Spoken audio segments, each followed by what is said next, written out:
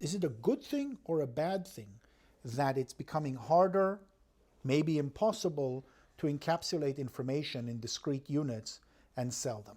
The simplistic answer, the answer that you get from Hollywood and the recording industry, is it's a disaster. This is not a film about piracy. The recording industry's been freaked out. The movie industry's been freaked out. The suits don't know how to think about this. This is not a film about sharing files. They put a lot of money into making those movies, making that music, so they want to get something back. But the way they're trying to stop the copying now, it's definitely not working. It's a film that explores massive changes in the way we produce, distribute, and consume media. Ever since Napster, the music industry has been trying to kill file sharing. Right? Napster was this huge global party of, everybody suddenly had access to the largest music library in the world. And what did they do? Well, they went after Napster and they shut it down. Napster, Aimster, Audio Galaxy, Grokster, iMesh, Kazaa, all of these companies were sued. And in the end, essentially, the entertainment industry succeeded in driving that technology out of the mainstream commercial field. The industry's turned to suing individuals, hundreds of individuals, ultimately thousands, now tens of thousands of individuals, for downloading music without permission. Existing players are trying to make certain things happen that, in retrospect, will seem kind of barbaric. If you're talking about the distribution of cultural material, of music and cinema, well, there is a long history of whatever the incumbent industry happens to be, resisting whatever new technology provides. Cable television in the 70s was viewed really as a pirate medium. All the television networks felt that taking their content and putting it on cables that ran to people's houses was piracy, pure and simple. The video recorder was very strongly resisted by Hollywood. There were lawsuits immediately brought by the movie studios who felt, in fact, who said publicly that the VCR was to the American movie industry what the Boston Strangler was to a woman alone. New information technologies provide Hollywood and the recording industries with fresh channels on which to sell products. But they can also open unplanned possibilities for their consumers. The sheet music people resisted the recordings. The first MP3 player by Diamond Rio, sort of the initial company long before the iPod, they were met with a lawsuit. The possibilities suggested by peer-to-peer technologies have prompted the entertainment industries to react in an unprecedented way. Traditionally, copyright infringement has just been a civil matter. If a copyright owner catches you doing something wrong, they can sue you and force you to pay them money. Criminal infringement liability, the ability to prosecute you and throw you in jail, has been reserved for circumstances of commercial piracy. It's circumstances where, someone has made 500 copies, is selling them on the street as a competition for the real thing. Well, in recent years, copyright owners have not been satisfied with that.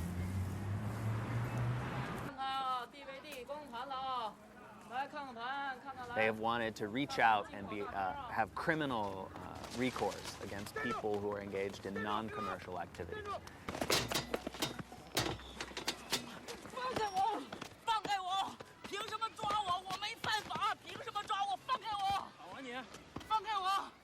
We recognize and we know that we will never stop piracy, never.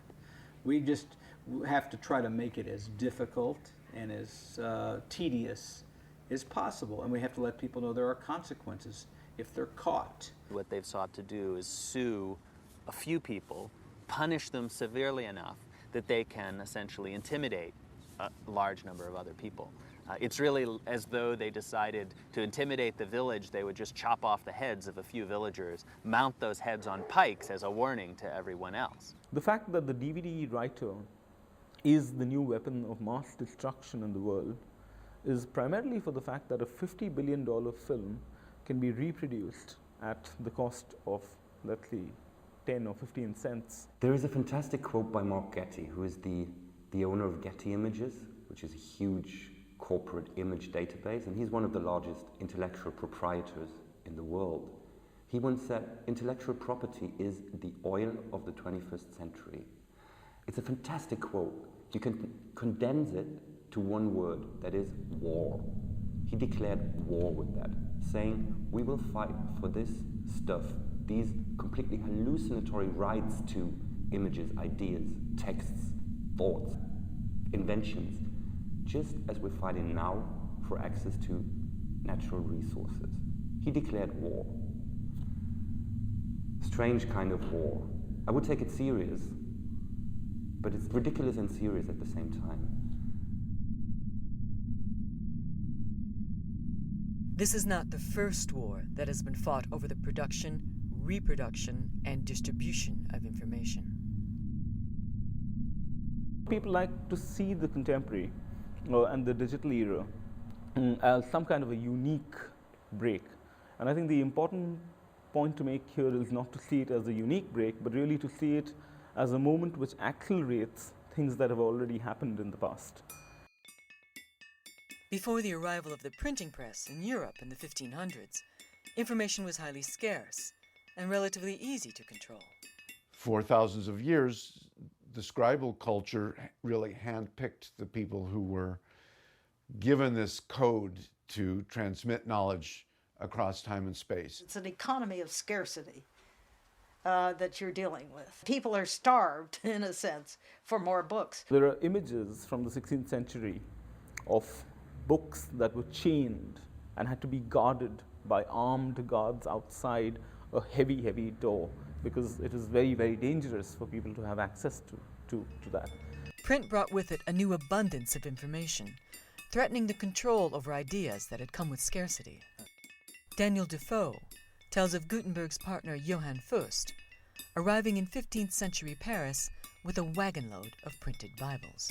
When the Bibles were examined and the exact similarity of each book was discovered, the Parisians set upon Fust, accusing him of black magic. About to change everything, this new communications technology was seen as the unholy work of the devil.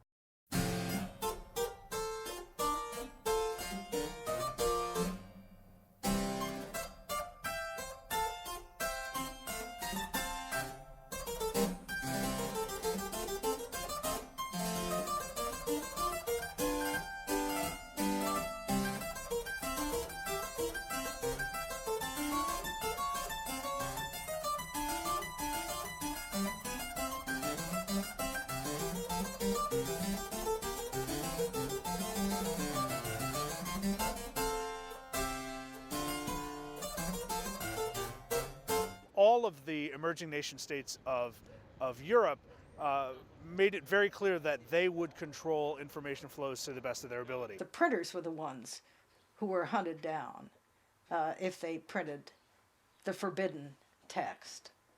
So more than we think of persecuting the authors, but it was really the printers who suffered most. As print technology developed in Europe and America, its pivotal social role became clear. Printing becomes associated with rebellion and emancipation. There's the governor of Virginia, Governor Berkeley, who wrote to his overseers in England in the 17th century saying, "Thank God we have no printing in Virginia, and we shall never have it as long as I'm governor." This was a reaction to the English Civil War and the pamphlet wars, and they were called paper bullets in that period. The basic idea of censorship in 18th century France is the concept of privilege or private law. a publisher gets the right to publish a particular text that is denied to others. So he has that privilege. What you have is a centralized administration for controlling the book trade, using censorship, and also using the monopoly of the established publishers. They made sure that the books that flowed throughout a society were the authorized editions, but also were within the control of the state, within the control of the king or the prince. You had a very elaborate system of censorship, but in addition to that, you had a monopoly of production in a booksellers' guild in Paris. It had police powers, and then the police itself had specialized inspectors of the book trade. So you put all of that together, and the state was very powerful in its attempt to control the printed word. But not only was this apparatus incapable of preventing the spread of revolutionary thought, its very existence inspired the creation of new, parallel, pirate systems of distribution. What is clear is that during the 18th century, the printed word as a force is just expanding everywhere. You've got publishing houses, printing presses that surround France in what I call a fertile crescent. Dozens and dozens of them producing books which are smuggled across the French borders, distributed everywhere in the kingdom by an underground system. I have a case of one Dutch printer who looked at the index of prohibited books and used it for his publication program because he knew these were titles that would sell well. The pirates had agents in Paris and everywhere else who are sending them sheets of new books which they think will sell well. The pirates are systematically doing, I use the word, it's an anachronism, market research. They do it, I've seen it in hundreds and literally thousands of letters. They are sounding the market. They want to know what demand is. And so the reaction on the part of the publishers at the center is, of course, extremely hostile. And I've read a lot of their letters. They're full of expressions like buccaneer and private and people without shame or morality, etc. In actual fact, many of these pirates were good bourgeois in Lausanne or Geneva or Amsterdam, and they thought that they were just doing business. After all, there was no international copyright law, and they were satisfying demand. There were printers that were almost holes in the wall or down in the... If they were printing subversive material, they could sort of hide their presses very quickly. People used to put them on rafts and float down to another town if they were in trouble with the authorities.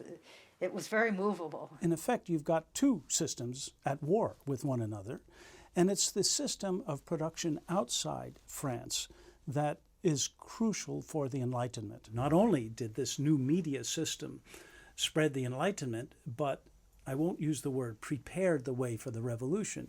It so indicted the old regime that this power, public opinion, became crucial in the collapse of the government in 1787, 1788. In Paris, the Bastille had been a prison for pirates. But in the years before the revolution, the authorities gave up trying to imprison pirates. The flow of ideas and information was too strong to be stemmed.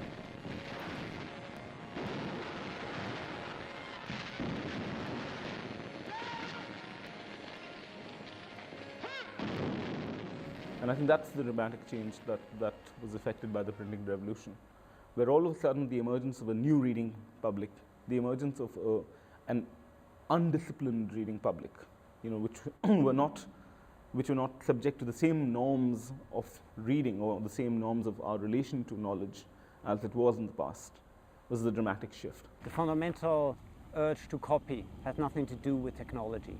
It's about how culture is created. But technology, of course, changes what we can copy, how quickly we can copy, and how we can share it. What happens when a copying mechanism is invented? And you can take the printing press or you can take BitTorrent. It shapes people's habits. It gives people completely new ideas how they could work together, how they could share, what they could relate to, what their lives could be. There's no way that an absolutist political system can totally suppress the spread of information.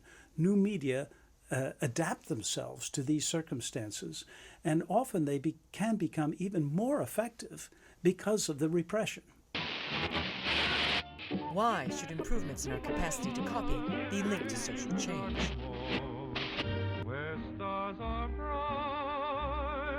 Because communicating, so fundamental to what we do in the world, is itself an act of copying. The one technique that brought us to where we are is copying.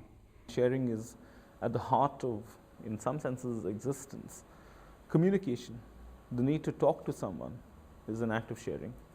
The need to listen to someone is an act of sharing. Why do we share culture? Why do we share language? Because we imitate each other. This is how we learn to speak. This is how a baby learns. This is how new things come into society and spread through society. Basically, what keeps us together is that we copy from each other.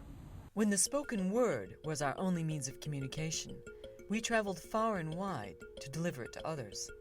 Later, as we began to communicate in written form, armies of scribes multiplied our ideas.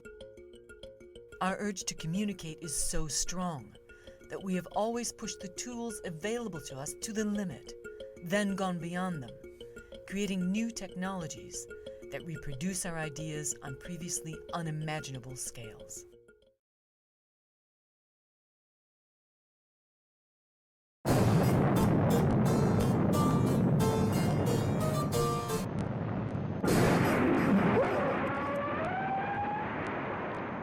In 1957, the USSR launched Sputnik. In response, the American government authorized massive blue sky spending on science and technology, overseen by a new Advanced Research Projects Agency.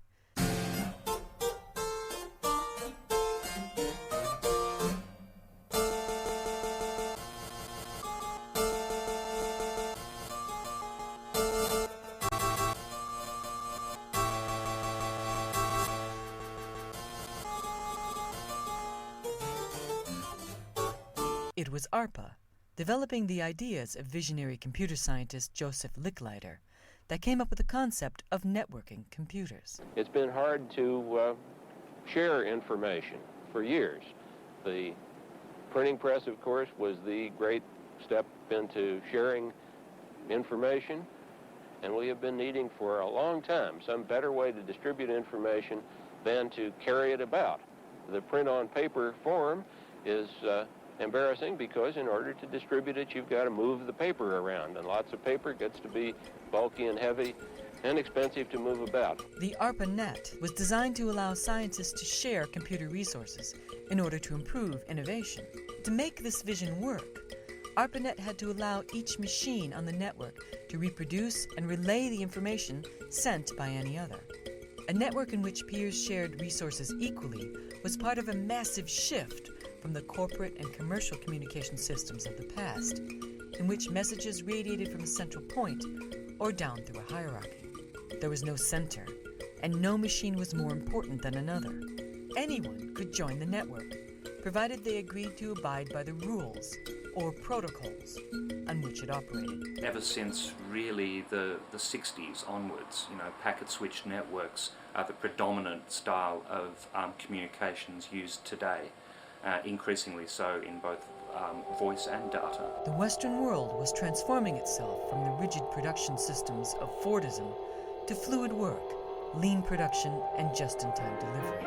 It's a wonderful age on a beautiful stage demonstrated for you, been created for you. It's just a part of the thrilling start of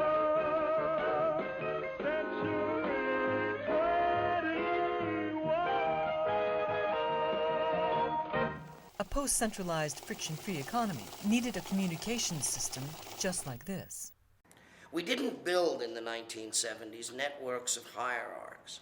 The computers that existed in the world were all multi-million-dollar machines, and they basically interrelated to one another in very equal ways. One of the really important characteristics of the internet is that it's extremely decentralized, and that the services on the internet are invented and operated by other network users.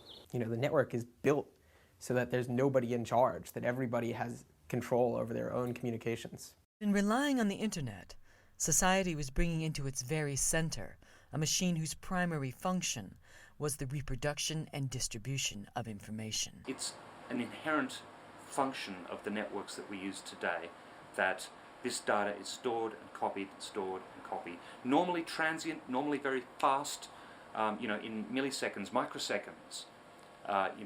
Specialized pieces of equipment such as switches, routers, hubs, etc. do this all in the blink of an eye. But it's the way networks work. What ARPA's engineers had produced was the blueprint for a massive copying machine without master, which would grow at a fantastic rate into today's internet. So this entire area is bristling with information transfer of one type or another.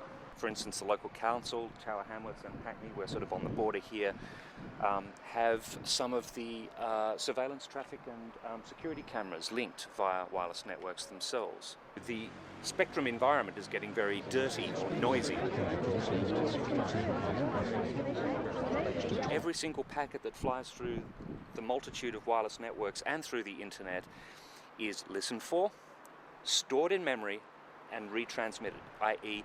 it's copied from one what's called network segment to the next. Now, our media environment now, our media ecosphere now is so broad, so large, that you cannot contain information very easily anymore. You cannot stop or censor information or stop the transmission once it's out there. It's like water through your hands. It's like trying to stop a dam from bursting. I would say right now we are likely in range of wireless microwave radio transmissions that are most likely breaching some sort of copyright law right at this moment.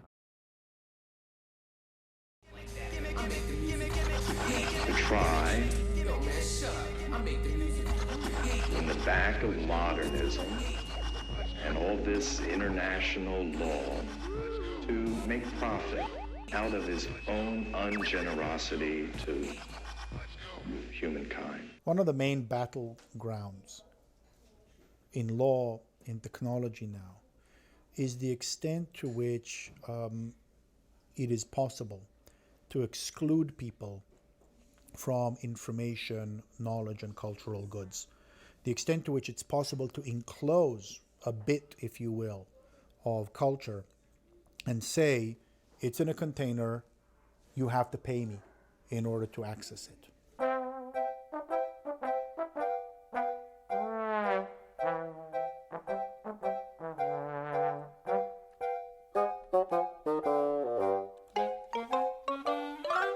You can make something property if you can build a fence for it. You can enclose something if you can build a wall around it. In the American West, the rangeland was free and all could graze it because it was too expensive to fence it. Barbed wire changed that and you could turn it into property. Culture came in these boxes. Control came naturally as part of the process of the existence of the medium itself. There's a thing, a book, a record, a film, that you can hold on to and not give somebody else, or you can give it to them. And the whole payment system was built around, do I give you this unit of information or don't I give it to you? And that was how the whole model of copyright was built from the book on up.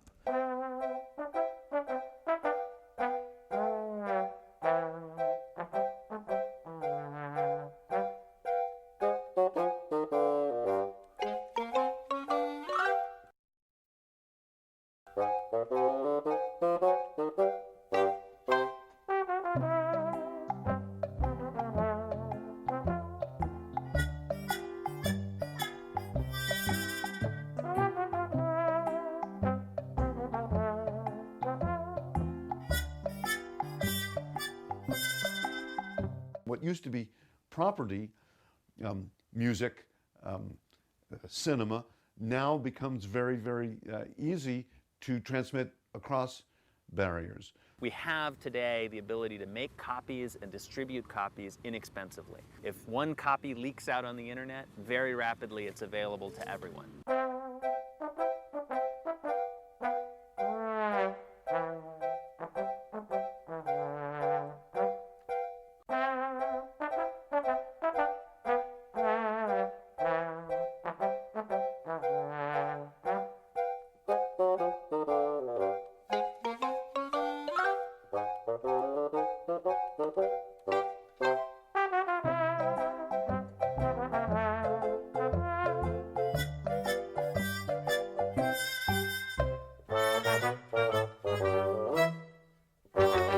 One can always try to create artificial boundaries, technological boundaries, which prevent us from sharing files, prevent us from sharing music, etc.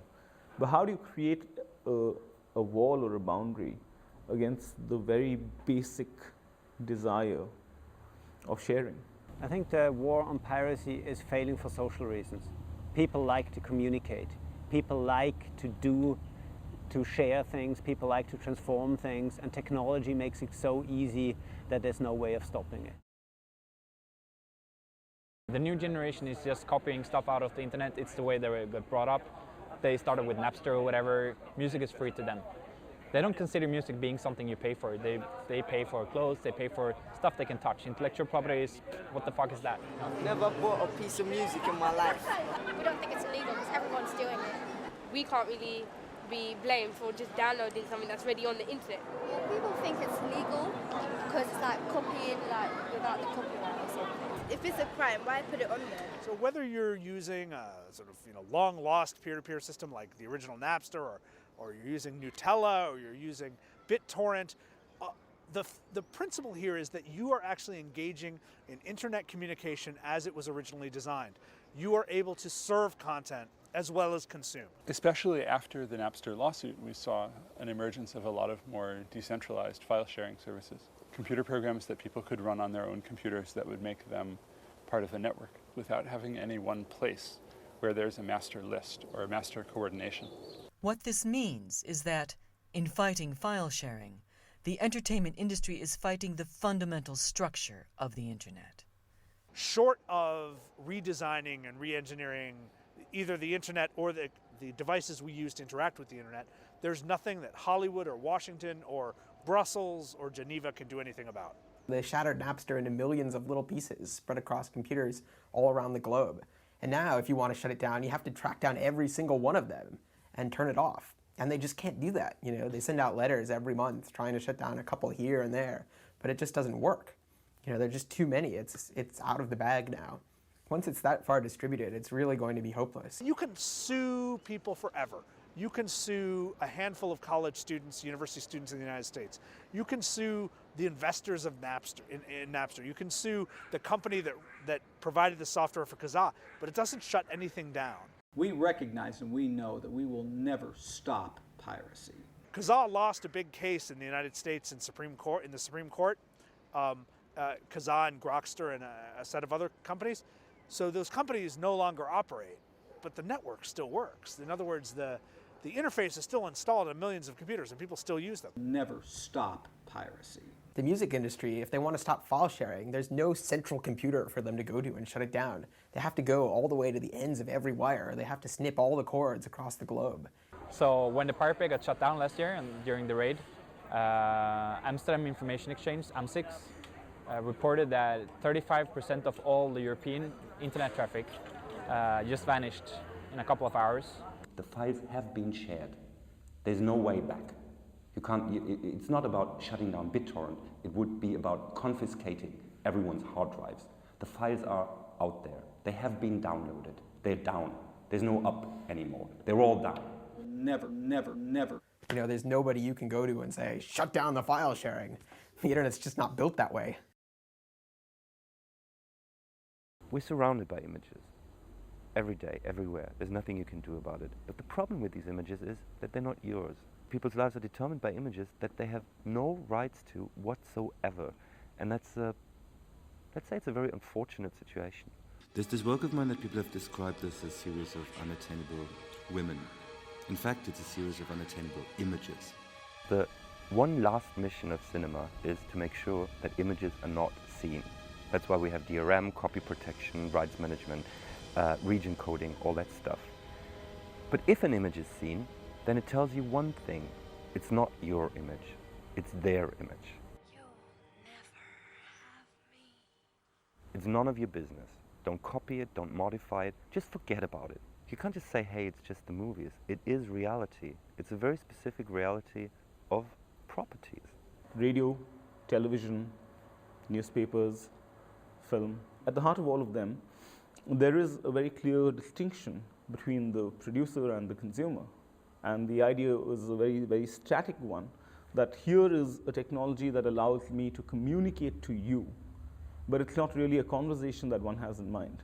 It used to be if you had a radio station or television station or a printing press, you could broadcast your views to a very large number of people at quite a bit of expense, and a fairly small percentage of the population was able to do that. The materials were produced by some set of professional commercial producers who then controlled the experience and located individuals at the passive receiving end of the cultural conversation. I'm John Wayne.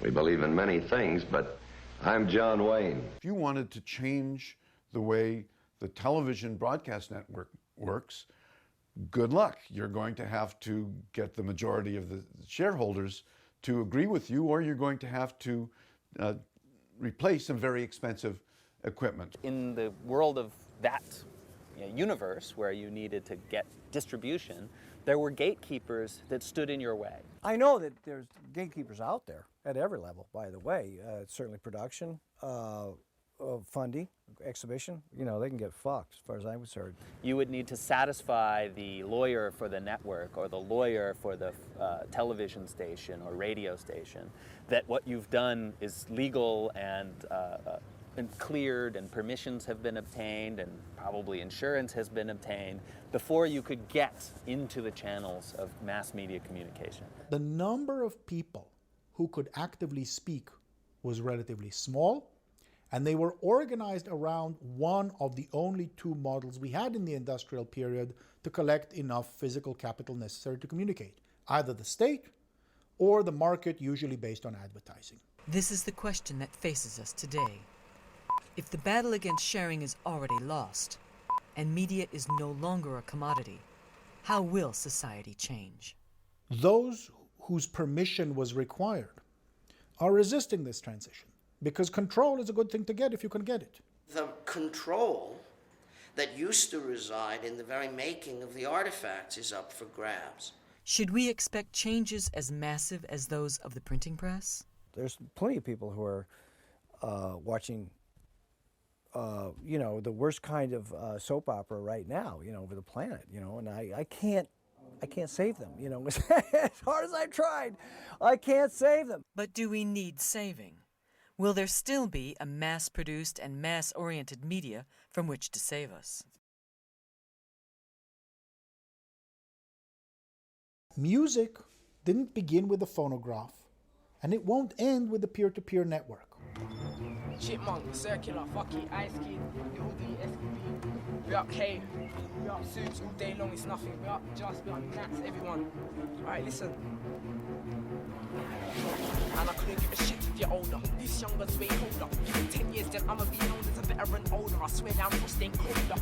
So don't try and tell me you're older. You can be older, I'll be more music. Mixtape promos, everything's out there. So don't try and tell me I don't do this. The panic of the movie industry and the music industry is that people could actually start to produce, and that file sharing networks, file sharing technology enables them to produce stuff.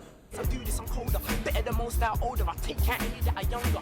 Listen me, are you dumb? You're an idiot. You'll never get this chip off your shoulder. This kid's colder than you were when you were this age. A whole Europe will test with this page. Please don't play. Wiley Dunn said that playtime's over. Playtime's over. Playtime's over. Since year 6 I've been a playground soldier. Them days were Liverpool and Liverpool G, but now everything is colder. Now it's content roads and everything. Mixtape promos, everything. Go to name your favorite MC. I write the 60, make him look like anything. People have lamented much the death of the author. What we're witnessing now is far beyond. It's the becoming producer of former consumers. And that suggests a new economic model for society. Why? Because I'm going on show. I'm in fast, you're going on show. Like your TV out for the ratings, but my TV out for the dough. In the air, that show. Hey, what we're going on show? So you put man, pay me a bill, no less. I put the vibe to run down the show, no. It's not so much the fact that the Phantom Menace is downloaded 500 times or 600 times, etc. Yeah, of course, there is, an imaginary specter of economic loss that informs that. But the real battle or the real threat lies in a shift in the ways that we think of the possibilities of ourselves as creators and not merely as consumers.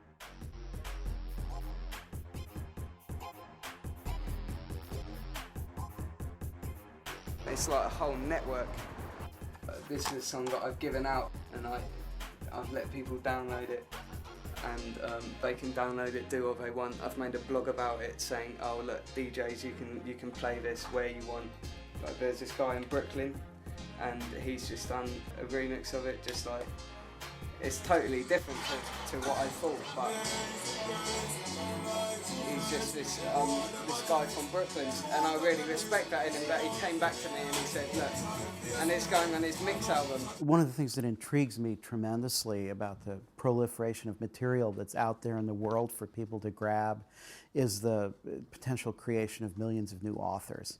Thanks to the internet, thanks to digital technologies, the gatekeepers have really been removed. People can take more of their cultural environment, make it their own, use it as found materials to put together their own expressions, do their own research, create their own communications, create their own communities when they need collaboration with others, rather than relying on a limited set of existing institutions or on a set of materials that they're not allowed to use without going and asking, please, may I use this? Please, may I create? Basically, in terms of samples, not many people go out of their way to clear samples. Then right about now, like, I've got the things on the fruity slicer, like it's on different keys, so it's just different parts of the sample. Like, it's just some Turkish tune I don't even know who's by. Like, it's just some random sample.